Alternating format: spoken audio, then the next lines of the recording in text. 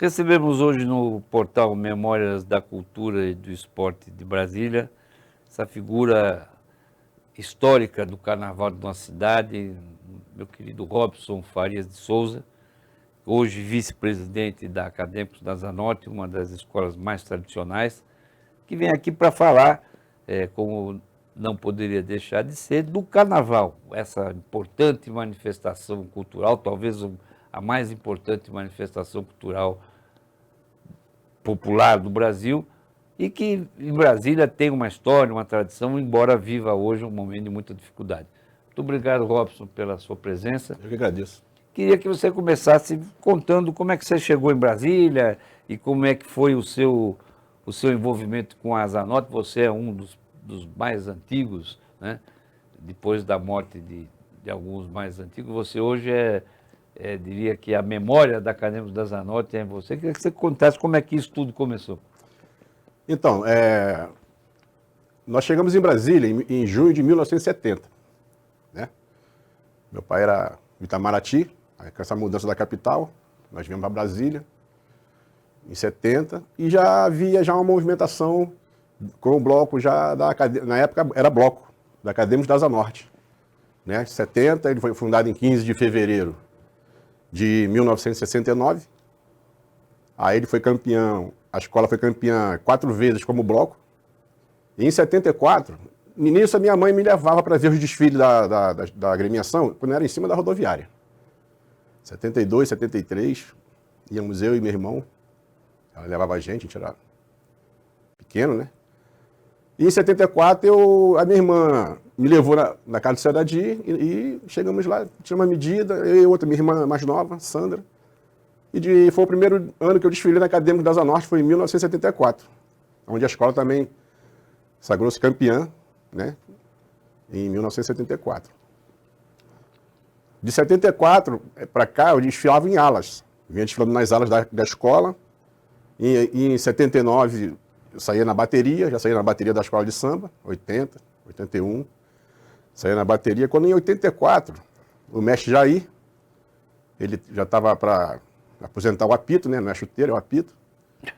E eu sugeri à escola, na época o diretor de carnaval era o Adriano Lacerda, que nós formássemos uma bateria mirim em 84. E foi formada essa bateria mirim de 84, e em 85 eu saí como primeiro mestre de bateria da escola, a bateria mirim, com o enredo Ontem, Hoje, Sempre, Criança, veio até a coincidir, né?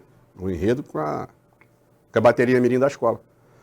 E nesse ano a Zanotti foi campeã também. E daí para cá eu fiquei até 2004, 2005, por aí, 2006, me recordo, como mestre de bateria da escola. Fui presidente de 2010 a 2017 e hoje estou aqui como vice-presidente da agremiação da Acadêmicos da Zanotti.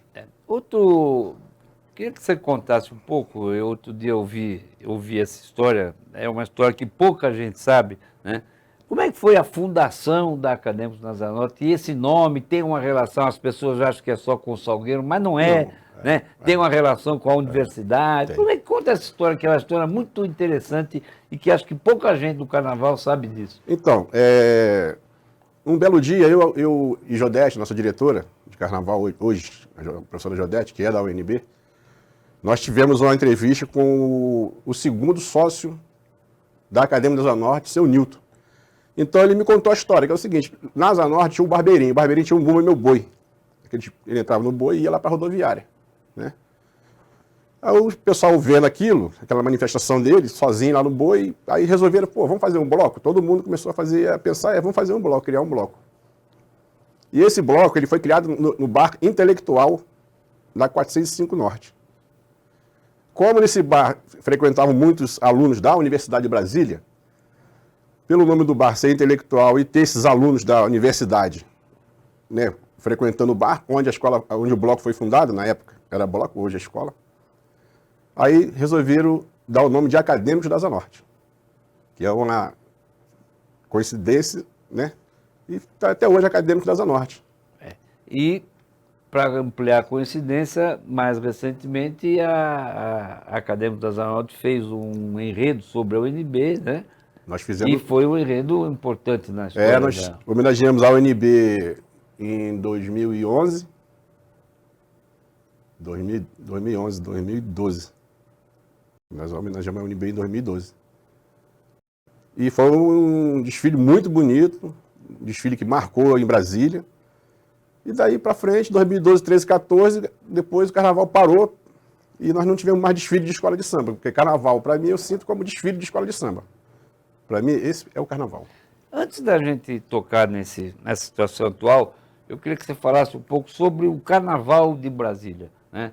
Sobre a história, quer dizer, os desfiles quando eram da W3, enfim, que você falasse um pouco sobre a tua experiência, sobre o Carnaval de Brasília, como é que ele foi crescendo e se consolidando numa época que hoje não existe mais, infelizmente. Infelizmente não existe mais, realmente. Para mim, o tempo áureo do Carnaval de Brasília foi na W3 Sul, na década de 70. Na W3 Sul, arquibancada tudo lotada, cheia mesmo, foliões, as escolas botavam mais de 1.200 componentes na avenida, as baterias vinham com mais de 120 componentes. Na época nós tínhamos, era tão forte o Carnaval de Brasília que nós tínhamos disputa de bloco de enredo e tínhamos também disputa de bloco de frevo. Paz Dourado, Vassourinha. Então nós tínhamos esse desfile de escola de samba. E havíamos também gravações, na época era LP, essa garotada hoje em dia não vai saber o que é o LP, né? Gravações de sambas enredos. Nós gravávamos nos sambas enredo, né? No LP, gravávamos no samba enredo em LP. E nós tínhamos também o desfile das campeãs no sábado. Aí com o passar do tempo, isso foi se deteriorando, né? O carnaval teve várias mudanças de localidade. Foi para o Eixão, foi para o Autódromo, foi para Taguatinga, foi para Ceilândia. E isso foi esfriando um pouco também o ânimo dos foliões de Brasília. Entendeu? Mas para mim, o grande momento mesmo do Carnaval de Brasília foi na década de 70, 80. E dessa época, né, Robson, eu acho que existem três figuras, né, que eu considero, para mim, que são três figuras fundamentais para a história do Carnaval de Brasília, né, que cada um representa a sua agremiação, que, na minha opinião, são as três agremiações mais tradicionais, né, a matriz do Carnaval, que é o seu Nadir, da Acadêmico da Zanorte, o Sabino Naruque e o Darcy Porquinho, no Capela Imperial. Queria que você falasse sobre essas figuras, você que conviveu com todos eles, e sobre a importância que eles têm para a história do Carnaval da nossa cidade. Então, essas três pessoas que você citou, a Nadir, Darcy e o mestre Sabino, eles nos deixaram isto que está agora em Brasília. Essa coisa maravilhosa que são as escolas de samba de Brasília. Eu citaria mais uma pessoa, a Dona Isa Barbosa. Ah, exatamente. Dona Isa Barbosa, porque ela fundou a Independente de Brasília, lá na 408 Norte, a Independente de Brasília. E muitas pessoas não sabem que a Escola do Gama, que hoje é Independente do Gama, ela era a Independente de Brasília. E quando a Dona Isa se mudou para o Gama, ela levou a escola lá para o Gama. Mas a Independente era na Asa Sul antigamente, né? Independente era na Asa Norte. 408 Norte. 408 Norte, isso. E então a Independente do Gama era a antiga Independente Mocidade do Gama é Independente de Brasília, a antiga Independente de Brasília. Sim, mas aí fale mais um pouco, principalmente sobre o Anadir, que é da sua escola, que era uma figura que tinha uma relação muito grande com a comunidade, com os componentes, mas também com todo o mundo do samba e do carnaval, né? Então, o seu Anadir, ele foi igual ao Sabino e ao Darcy e à Dona Isa. Eles tinham aquele calor humano que você chegava e irradiava. Você chegava perto, você já tomava um banho de cultura do samba. Eles se dedicavam 24 horas pelas escolas de samba deles. Entendeu? Aprendi muito com o seu Anadir, muito. Aprendi muito com o Sabino também, vendo ele comentar, falar sobre os desfiles, falar sobre Aruque. Darcy também, Darcy Porquinho, do Capela. Aprendi muito com esses três. Dona Isa Barbosa também, quando a gente ia no ensaio lá no unidade de vizinhança, muita coisa boa. Eles deixaram muita coisa boa para o Carnaval de Brasília. Ô Robson, hoje nós estamos completando 8 anos sem desfile das escolas de samba, né? Como é que você vê isso? Quer dizer, não só esse tempo todo sem desfiles, mas o que isso pode representar para as escolas de samba que ainda conseguem sobreviver e como que você vê a perspectiva de futuro do nosso carnaval em relação às escolas de samba? Então, esse tempo que nós estamos sem desfile, eu vejo com muita tristeza mesmo, muito, assim, muito pesar. Assim, eu não sei nem como te explicar. Essa nossa insatisfação de não ter o desfile das escolas de samba na rua. É muito tempo sem você botar as peças na rua, baiana, mestre sala, porta-bandeira, carro alegórico, é muito tempo. Então, eu vejo que para o futuro nós podemos até voltar, mas será a passos menores, mais curtos, passos mais curtos. Com essa parada desse tempo, com essa parada, acho que esfriou um pouco também os foliões.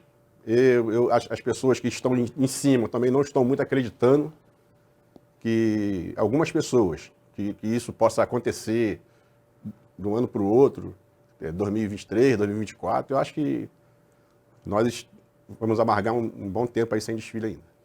É um processo muito complicado. E aí, como é que faz para sobreviver, né? Eu sei que a Acadêmicos da Asa Norte é uma das agremiações que mantém viva a bandeira do samba, com muita luta, com muita dificuldade, mas mantém, né? Como é que é esse processo de sobrevivência mesmo, de 8 anos sem o desfile, que é a alma de toda a agremiação, né? Você falou a palavra certa, sobrevivência. As escolas de samba que ainda sobrevivem em Brasília, elas vivem com muita dificuldade. Por exemplo, a Asa Norte, ela tem a quadra dela. Tem lá a quadra lá, pessoal, a Asa Norte tem a quadra. Pô, mas nós pagamos luz, água, funcionário para limpar, quando tem um evento é segurança. Então isso aí cada um se cotiza, tira do bolso para pagar, para manter essa chama acesa, não deixar apagar. Então é mais a diretoria que cada um tira do seu bolso para manter a escola viva, em pé. Uma outra coisa importante, você é resultado disso, né? Como você falou no começo, você começou na bateria mirim da Acadêmicos, né? Uma coisa, eu como amante do carnaval, então eu sinto falta disso, ao contrário do que acontece no Rio e em São Paulo. Aqui em Brasília, infelizmente, as nossas agremiações já fizeram isso mais antes. Hoje, acho que menos, é a preparação de uma geração do futuro, né?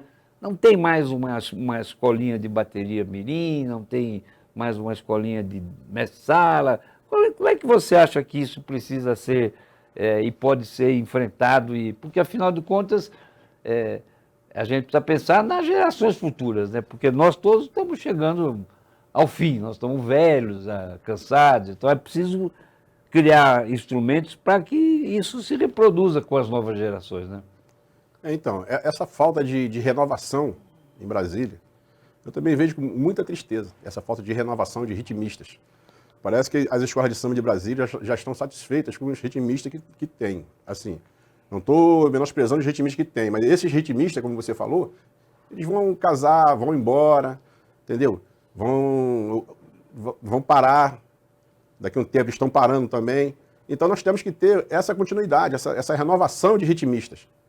Tanto como ritmista, como porta-bandeira, como passista, como mestre-sala, como compositores, como intérpretes.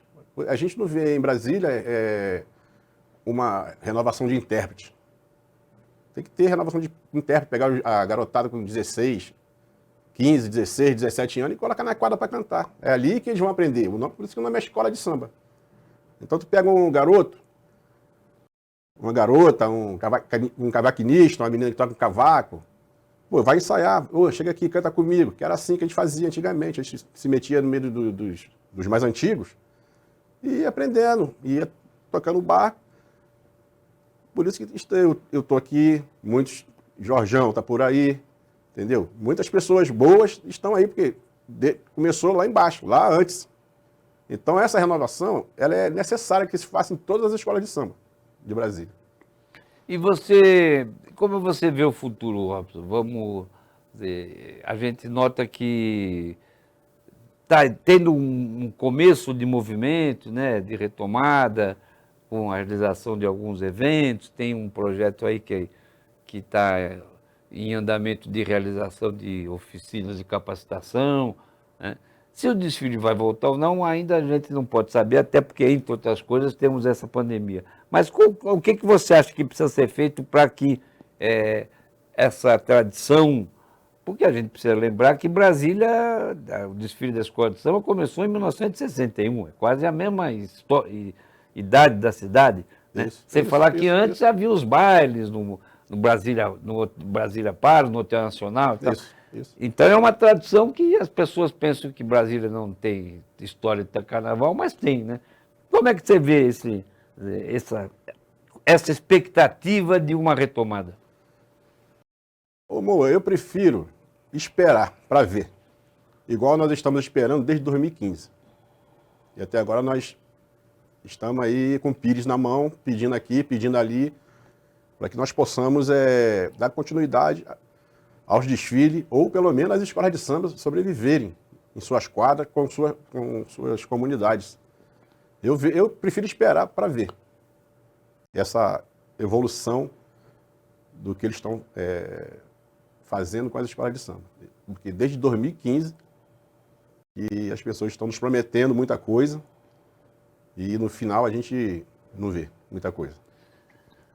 Agora, você para a gente já estar se caminhando para encerrar, também tem que ver o outro lado, né, Robson? Você acha que as escolas também precisam fazer a sua lição de casa, se comprometer mais, tomar iniciativas para se organizar melhor, apesar de todas as dificuldades, né? A gente sente que, infelizmente, nem todo mundo tem essa pegada, né? Algumas mais que as outras, isso é natural, mas é preciso também ver esse outro lado, né? Exatamente. As escolas de samba, algumas escolas de samba em Brasília, elas fazem a lição de casa. Não são todas, não. Algumas fazem a lição de casa. E são poucas. Eu gostaria que muitas fizessem ou todas fizessem. E não poucas fizessem. Entendeu? Eu acho que o exemplo está aí. As que fazem a lição de casa estão vivas. Estão aí, no cenário do samba. E as que não fazem a lição de casa não vão aparecer. Tá certo. Robson, eu agradeço muito a sua presença para deixar registrado nesse nosso projeto um pouco da história, das lutas, do carnaval, das escolas de samba, que são, sem dúvida nenhuma, da maior manifestação cultural do povo brasileiro. Muito obrigado pela sua presença. Eu que agradeço e te parabenizo por citar nomes do samba de Brasília, como esses baluartes que, né, se foram. Mestre Sabino, Anadir, Isa Barbosa, Dacir Porquinho. Nós esquecemos de um também, Paulino Niterói. Paulino Niterói. Paulino Niterói, exatamente. Então... Valnor Aguiar. Valnor Aguiar. Tem muita gente... Passarito. Se a gente for falar, a gente vai ficar... Né? Passarito. Então, eu quero parabenizar pela lembrança, porque não tem como falar da Arux sem falar do Sabino, nem falar da Zanorte sem falar da Anadir, e assim com as outras escolas de samba. Isso mesmo. Tá bom. Sem falar do seu grande Anadir. Seu Anadir e o Sabino são raízes importantes. Exatamente. Que estão ainda, são os baobás das duas agremiações. Com certeza, né? Com certeza. Muito obrigado, Robson, pela sua presença. Eu que agradeço em nome da Acadêmica da Zanorte.